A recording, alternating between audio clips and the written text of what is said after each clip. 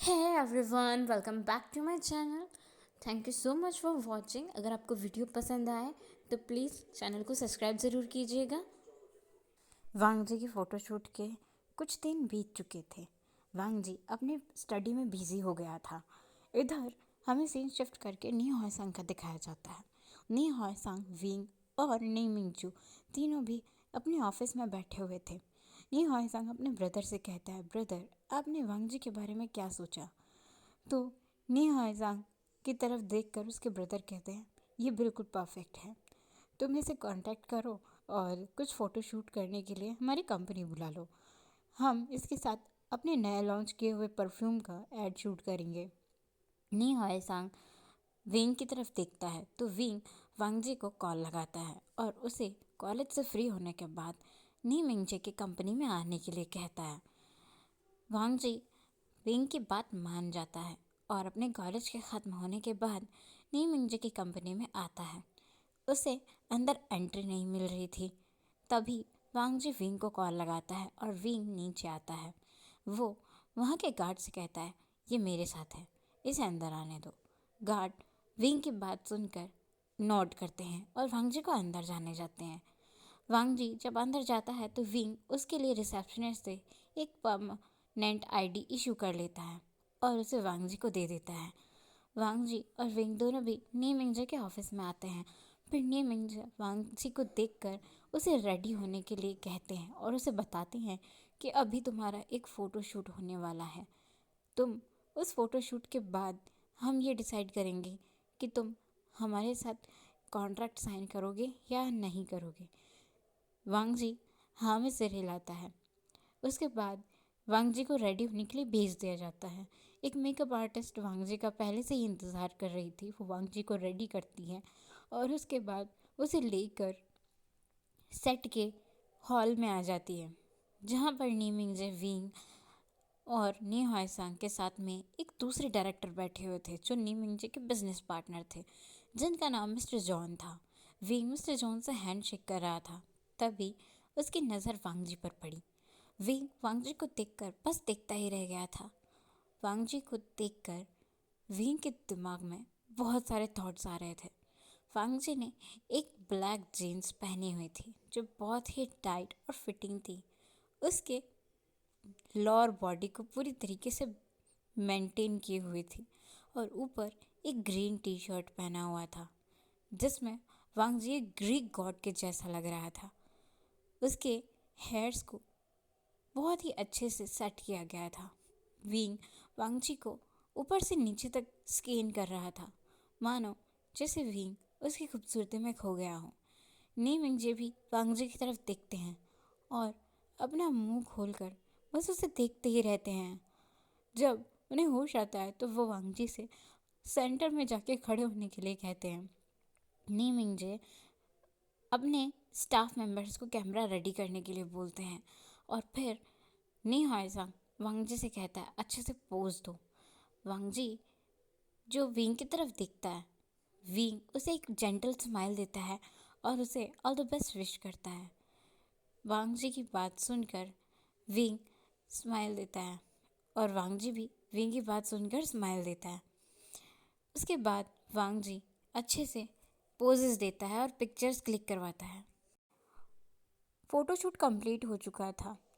नी मिंगजे अब जॉन के साथ बैठकर उन फोटोज़ को देख रहे थे. मिस्टर जॉन नी मिंगजे से कहते हैं, परफेक्ट, हमारे परफ्यूम के एडवर्टाइजमेंट के लिए ये बिल्कुल परफेक्ट रोल मॉडल है.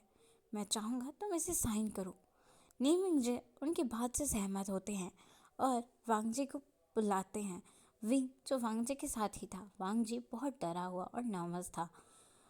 दोनों भी साथ में आते हैं और विंग वांग जी को चेयर पर बिठा देता है और उसके शोल्डर पर अपना एक हाथ रख के उसके पीछे खड़ा हो जाता है. नी मिंगजे वांग जी से कहते हैं, आज से तुम हमारी कंपनी की रोल मॉडल हो. हमारा हर एडवर्टाइजमेंट तुम्हारे साथ ही शूट होगा.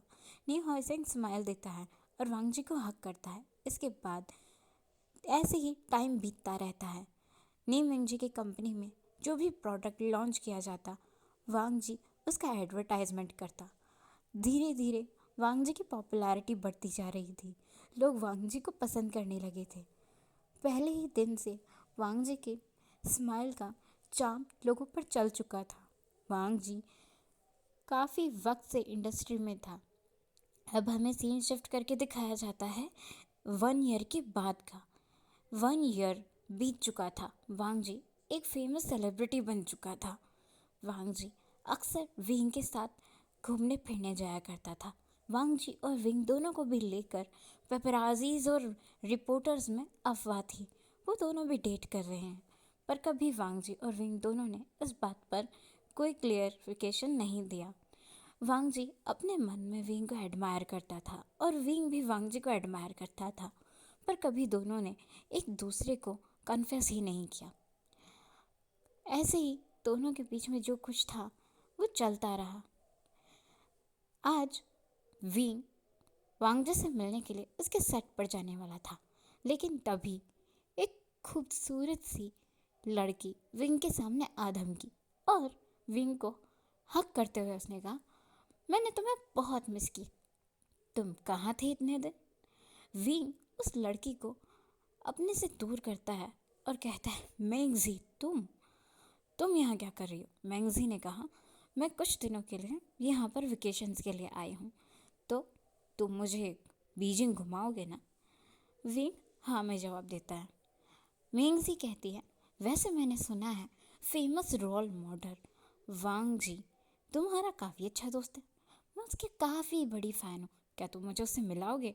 विंग स्माइल देता है और कहता है, ऑफ कोर्स, चलो मैं उससे तुम्हें मिलाता हूँ, मैं उससे मिलने ही जा रहा हूँ। तो मैंगजी विंग के साथ कार में बैठ जाती है। यहाँ वांग जी के सेट पर वांग जी अपने एक फिल्म की शूटिंग से फ्री हुआ था। वो अपने कुछ को एक्टर्स के साथ बैठकर लंच कर रहा था। तभी विंग वहाँ आया।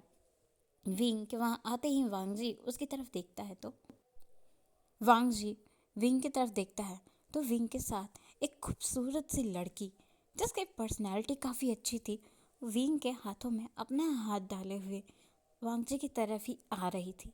वांग जी मैंगजी को देखकर बहुत जेलस हो गया था। उसने टेबल के नीचे ही अपनी मुट्ठी कस ली थी और अपने गुस्से को कंट्रोल कर रहा था।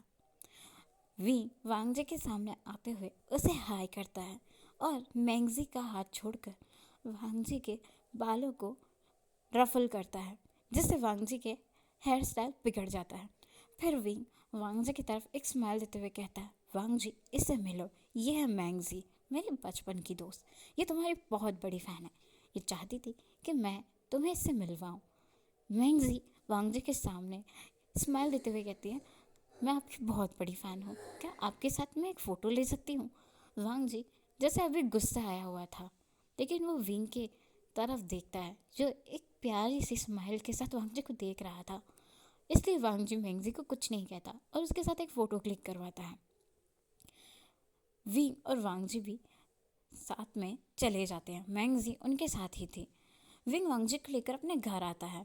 वहाँ पर मैडम यू मैंगजी को देखकर बहुत खुश हो जाती है और वो विंग को वांग जी के साथ देखकर भी बहुत खुश होती है। वो उन तीनों को घर में वेलकम करती हैं। वेलकम करने के बाद ही वो तीनों को भी बैठकर बातें करने के लिए कहती है। अपने सर्वेंट से टी मंगवाती है। सब लोग बैठकर बातें कर रहे थे। तभी मैडम यू मैंगजी से पूछती है, क्या तुम्हारी शादी हो गई।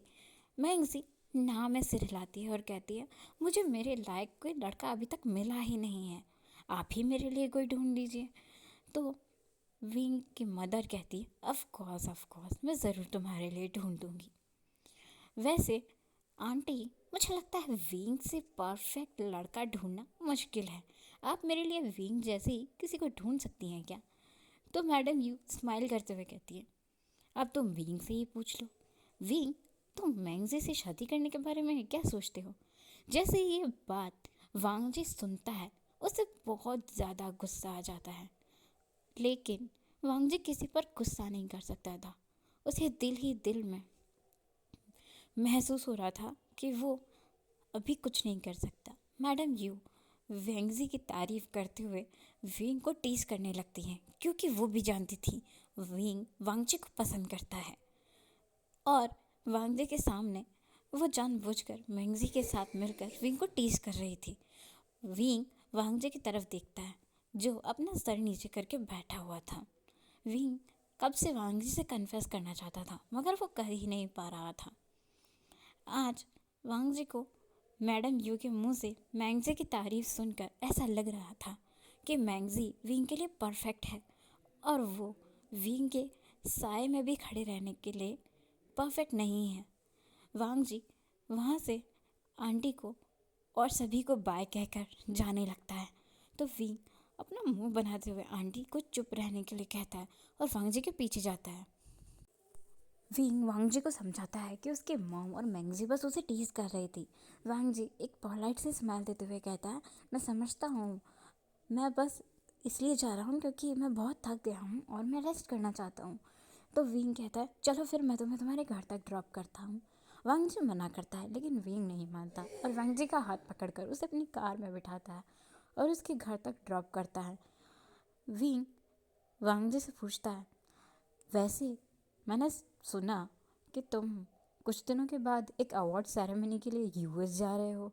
वांग जी कहता है, हाँ, ब्रदर नी ने मुझे बताया कि मुझे यूएस के एक अवार्ड में नॉमिनेट किया गया है तो मुझे वहाँ प्रेजेंट रहना होगा। वांग जी कहता है, मैं अकेले नहीं जाना चाहता था, अगर आप मेरे साथ चलते तो मुझे अच्छा लगता। विंग कहता है, ठीक है, मैं भी तुम्हारे साथ चलूँगा, बताओ कब जाना है। वांग जी कहता है, 2 दिन के बाद जाना है। विंग कहता है, ठीक है, मैं अपना काम ख़त्म करके तुम्हारे साथ ज़रूर चलूँगा। अब 2 दिन बीत चुके थे। वांग जी विंग का वेट कर रहा था। विंग वांग जी को कॉल करके कहता है कि वो नहीं आ पाएगा तो वांग जी अब नाराज़ हो जाता है। वांग जी एयरपोर्ट के लिए निकलता है और विंग को रास्ते में मैंगजी के साथ अपनी कार से जाते हुए देख लेता है।